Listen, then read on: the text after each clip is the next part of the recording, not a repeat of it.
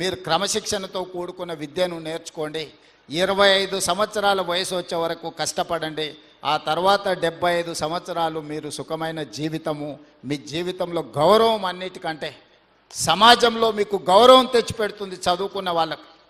నిన్నటి వరకు మనల్ని పట్టించుకోని వాళ్ళు కూడా ఇవాళ మీరు గ్రూప్ 1 సివిల్ సర్వెంటో మీరు సెలెక్ట్ అయితే ప్రతి ఒక్కరు మీ ఇంటికి వచ్చి మిమ్మల్ని గౌరవిస్తారు.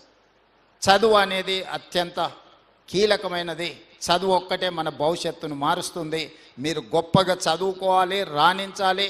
ఈ మధ్యకాలంలో మనం రాజీవ్ గాంధీ సివిల్ ఎగ్జామ్స్కి ప్రిపేర్ అయ్యే వాళ్ళకు కూడా మనం స్కాలర్షిప్స్ ఇస్తున్నాం. ఎందుకంటే కోచింగ్ సెంటర్స్ ఢిల్లీకి వెళ్ళాలి అంటే ప్రిలిమ్స్ క్లియర్ చేసిన వాళ్ళకు 1 lakh, మెయిన్స్కి అటెండ్ అయ్యే వాళ్ళకి ఇంకొక ₹1,00,000 ఢిల్లీలో ఉండడానికి కూడా మనం అకామిడేషన్ ఇస్తున్నాం.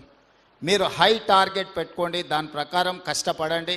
తప్పకుండా ఈ ప్రభుత్వం అండగా నిలబడుతుంది. దేశంలో ఏ మూలకి వెళ్ళినా తెలంగాణ వాళ్ళు, పాలమూరు వాళ్ళు ఐఏఎస్లు, ఐపీఎస్లు ఇతర రాష్ట్రాలలో కూడా ఉండాలి. ఈ రాష్ట్రమే కాదు, ఏ రాష్ట్రంతో కేంద్ర ప్రభుత్వంలో మనం నిధులు రాబట్టుకోవాలంటే కూడా మన వాళ్ళు ఎవరైనా ఐఏఎస్, ఐపీఎస్లు ఉంటే మనకు అత్యధికంగా నిధులు వస్తాయి. తప్పకుండా మీ అందరికీ ఉజ్వల భవిష్యత్తు ఉంటుంది. సంవత్సరం తిరిగే లోపల ఇక IIIT బిల్డింగ్ కట్టి ఒక మంచి క్యాంపస్ క్రియేట్ చేసి చదువుకోవడానికి ఒక మంచి వాతావరణాన్ని ఏర్పాటు చేయడం జరుగుతుంది. జీవితంలో ఏ స్థాయికైనా ఎదగండి. కన్న తల్లిదండ్రులను, పుట్టి పెరిగిన ఊరును మరవకండి. కన్న తల్లిదండ్రులకు గౌరవం ఇవ్వని వాళ్ళు, కన్న తల్లిదండ్రులను మంచిగా చూసుకొని వాళ్ళు ఏ హోదాలో ఉన్నా కూడా అది నిష్ప్రయోజనమే. తల్లిదండ్రులను బాగా చూసుకోవాల్సిందిగా సూచన చేస్తూ మీ అందరి దగ్గర సెలవు తీసుకుంటున్నాను.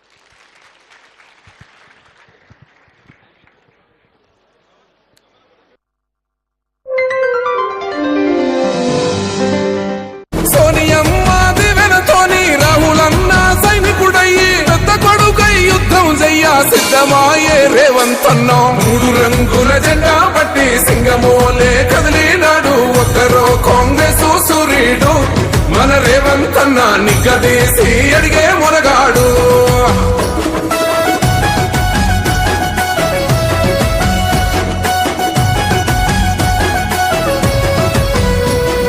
దాడులెన్ని జరిగిన గాని దడువలేదు రేవంతన్న. గంతకంత ఎత్తుకు ఎదిగాడు.